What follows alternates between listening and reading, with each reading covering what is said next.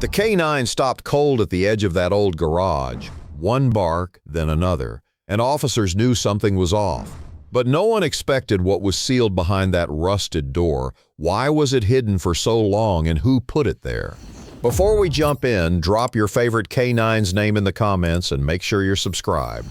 The town of Brookfield, Pennsylvania hadn't seen real excitement in years. Tucked between old rail lines and abandoned mills, it had settled into the kind of quiet that made people feel safe, or at least used to the silence. But silence, like still water, had a way of hiding things underneath. Officer Drew Keller was running a routine patrol near the old west side of town, where properties were more rust than paint, and sidewalks gave way to gravel. It was early, 6:37 a.m. to be exact. The sun had barely pushed through the fog, and his K9 partner Bolt was unusually tense. Bolt, a 7-year-old sable German shepherd, sat straight in the back of the cruiser, ears forward, body still. Not sniffing, not whining, just still. Drew had worked with Bolt for nearly 5 years and had learned to trust the dog more than he trusted most people. And this morning Bolt wasn't acting normal. They were just rolling past an alley near Maple and 3rd when Bolt suddenly stood up. Then he growled. Drew slowed the cruiser. Bolt's nose was pressed to the window, eyes fixed on something out of view. That growl turned into a sharp bark, then another. Drew pulled over. Bolt rarely barked unprompted, and he never barked like this unless something was wrong. Drew stepped out and opened the rear door. Bolt leapt to the pavement and immediately turned down the narrow alley between 2 condemned row houses. "Bolt," Drew called. But the dog wasn't listening. He had locked onto something. At the end of the alley sat a building no one had cared about in decades, an old cinder-block garage with peeling red paint and a metal door that looked like it hadn't been opened in years. The kind of place people forgot existed. Bolt stopped 5 feet from the door, then barked again, harder. His tail stiffened. His body dropped slightly, nose close to the cracked concrete. This wasn't casual interest, this was alert. Drew caught up, hand resting near his sidearm. The garage had no business drawing this kind of attention. No recent calls had come from the area, no power to the building, no known occupants, but Bolt wasn't moving. And the way his head tilted slightly toward the door hinge, it was like he could hear something Drew couldn't. Drew tapped his radio, Unit 12 requesting backup. Possible disturbance at the old Larkson garage off Maple. K9 alert. The dispatcher paused before replying. "Larkson, that place still standing?" "Barely, but Bolt thinks someone's inside." "Copy that. Nearest unit ETA 8 minutes. Drew studied the garage again. The windows were painted over from the inside. The padlock on the front door was rusted, looked more like decoration than security. Bolt barked again, turning a full circle, then sitting at the edge of the door, waiting. Drew felt a chill crawl up his spine, not from fear, from the quiet. The kind of quiet that didn't belong. When the backup arrived, 2 more officers joined Drew at the garage door. Bolt remained alert, unmoving. They breached the door carefully, cutting the lock and pulling the warped metal back with effort. The hinges groaned, and as the first strip of light entered the space, Bolt surged forward with a growl. What they found inside was not what anyone expected. The interior of the garage was nothing like the exterior. Instead of a dusty shell, the space had been stripped and restructured. Fresh wiring ran along the walls. Soundproofing foam padded the upper corners. A work table sat in the back left corner, clean, organized, almost surgical. On it, 3 laptops, all closed, all powered off. In the center of the room, what first looked like a pile of old blankets was actually a tarp. Underneath the tarp, multiple black plastic bins, stacked, taped shut. Bolt barked again and ran to the far side, toward what looked like an oil drum tucked beneath an old tarp. He scratched once, then again, then sat. His body posture changed. Back straight, mouth closed, alert signal. Drew stepped forward carefully. The drum had a hole cut in its side, and through it, just visible, was something metallic, not mechanical, a case of some sort.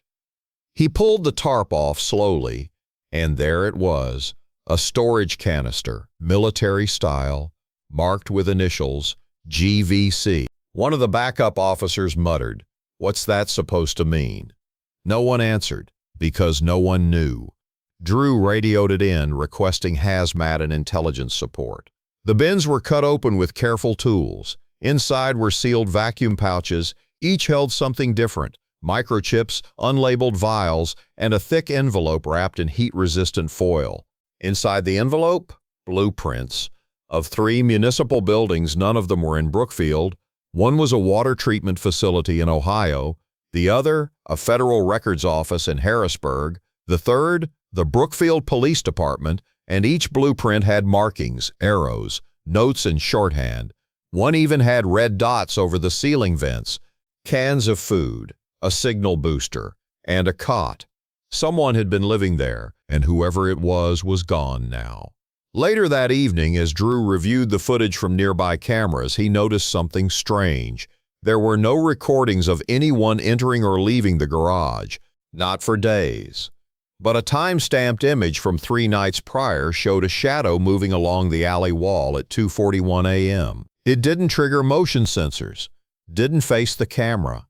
But the shape, it was human.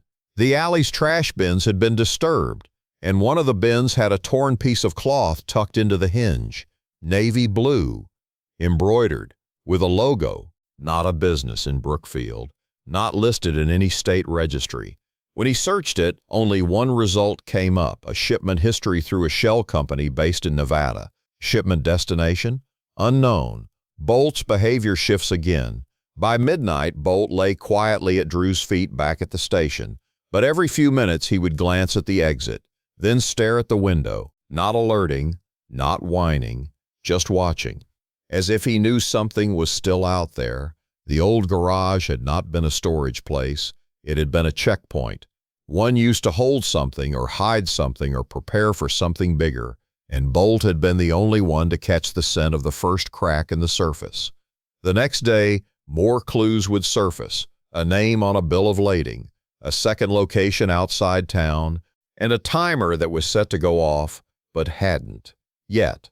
The sun never truly rose in Brookfield that morning. Dense gray clouds pressed low against the rooftops, as if the town itself were holding its breath. Officer Drew Keller sat behind his desk at the precinct, staring at a single printout, an order slip marked with a red stamp: Recipient GVC Logistics. Contents: fiber boards, power units, surveillance-grade routers. Destination: 418 Bruckner Lane. Bruckner Lane was 10 miles outside Brookfield's town limits, technically unincorporated land. The kind of place where old barns leaned against rusting fence posts and no one asked too many questions. But now Bolt had sniffed out a hidden surveillance base under a garage tied to a logistics company that didn't officially exist, and one of their shipments had gone to Bruckner Lane just 8 days ago. Drew didn't need more proof. He loaded Bolt into the cruiser and called it in. Unit 12 en route to 418 Bruckner. Possible surveillance operation site. K-9 deployed. The dispatcher hesitated, then replied, "Copy that. Proceed with caution." When Drew arrived, the property looked abandoned. A sagging 2-story farmhouse stood half swallowed by overgrown hedges. An old Dodge pickup sat flat-tired in the gravel drive. No movement, no sign of activity. But Bolt was already alert. He stepped from the cruiser, nose twitching as he paced near the front porch. Then he moved toward the rear of the house fast. There, nestled in the backyard like a forgotten tool shed, stood a square metal building. No windows, just a single reinforced door. Bolt's bark was immediate, not loud, not frantic, but sharp, focused. Drew called for backup and waited. 2 deputies from the county arrived 20 minutes later. They breached the structure. Inside was not a tool shed, it was a server room. Cooling fans hummed. LED lights blinked on 5 racks of hard drives and battery backups. A portable generator ran quietly in a soundproofed box against the far wall. On a folding table sat an open laptop screen, still active. Lines of code scrolled across it in real time, Data transfer in progress. Destinational Nexus Node 4 Ghost Port. What's Nexus Node? One deputy asked. Drew just shook his head. It was a term he hadn't heard before, but the implications were becoming clear. This wasn't just local surveillance. This was something much broader. In the corner of the room was a pile of discarded ID badges and uniforms. One caught Drew's eye immediately, a maintenance badge for Brookfield Water Control, the same facility highlighted on one of the blueprints found in the garage, and beneath it, a folded map of the municipal power grid. 4 circles drawn in red, one of them around the police department, another around the town hall, and the last 2 marked with only one word beneath each: silence. The call that changed everything. As Bolt sat watching the open laptop, Drew's radio chirped. Unit 12, be advised, surveillance footage from downtown yesterday shows a person of interest matching your previous alert. Location? North Alley off Fairmont 5 minutes after your initial garage report, but moving inside Brookfield like it belonged. Drew turned toward Bolt, who was now sniffing near the back of the room toward what looked like a wall panel. Then Bolt barked again, sharp, forward, and low. There was something behind it, a hollow cavity. Drew tapped the edge with a flashlight. A latch. Inside, a single duffel bag, sealed, and in it, a thermal casing with one item, a satellite uplink transmitter. Unplugged, battery drained. Signal line dead. This was the transmitter that never fired. Had Bolt not alerted on the garage, it might have been live by now, and no one would have known. Back at the precinct, tech teams scoured the hard drives recovered from the farmhouse.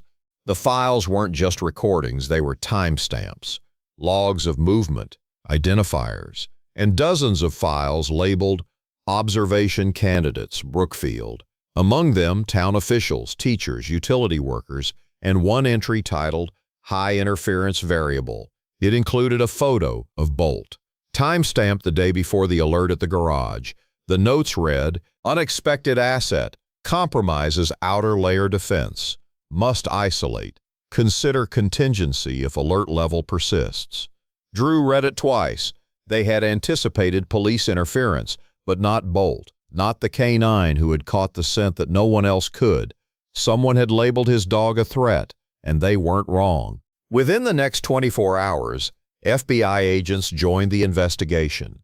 The GVC name was now tied to 6 different sites across 4 states, all hidden behind shell corporations, each loaded with server equipment and observation logs. But the question remained, observation for who? The recovered uplink never connected, the files weren't transmitted, and each location had one thing in common: municipal infrastructure mapping, water, power, police, city communications. Whoever orchestrated it had been building towards something, and Bolt's alert at the garage had stopped it, at least for now.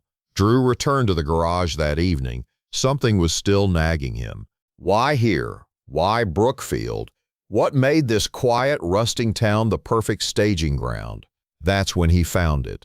A weathered newspaper clipping pinned to the wall inside the garage's crawl space, faded but still legible. A photo of the old Larkson textile factory taken 11 years ago. The article headline, Cold Case Review, Fire That Took 2, Left 1 Missing. Drew squinted at the photo.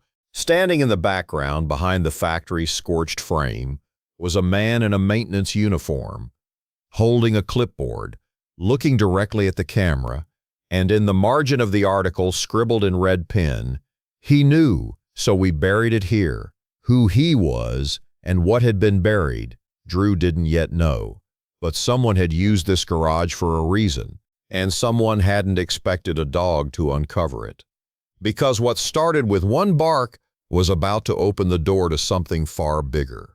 The next morning broke colder than usual for May, clouds hanging low like a lid clamped over Brookfield. Inside the precinct, Officer Drew Keller stood before a whiteboard now dense with pins, photos, satellite maps, and one word in bold red marker at the center: Larkson. The old textile factory burned, abandoned, and long since forgotten. But to whoever had set up that network of surveillance points and remote relay nodes, Larkson was the beginning, and maybe still the end. It had been 11 years since the fire. The building had been ruled structurally unsafe, left to collapse beneath creeping ivy and silence. But now Bolt, the canine dog that had started all of this, paced near the door of Drew's office. His tail was low, nose twitching, muscles coiled, just like the day they stood outside that garage. Drew grabbed his gear. "Let's go." The Larkson site was 6 miles outside the edge of Brookfield, wrapped in old fencing, heavy brush, and warnings that no one paid attention to. Its original entrance had long since caved in, but Drew didn't go there. He and Bolt circled behind the foundation, through the trees to where the ground sloped toward an old culvert, and Bolt stopped. He sat, then barked, a single low, deliberate bark.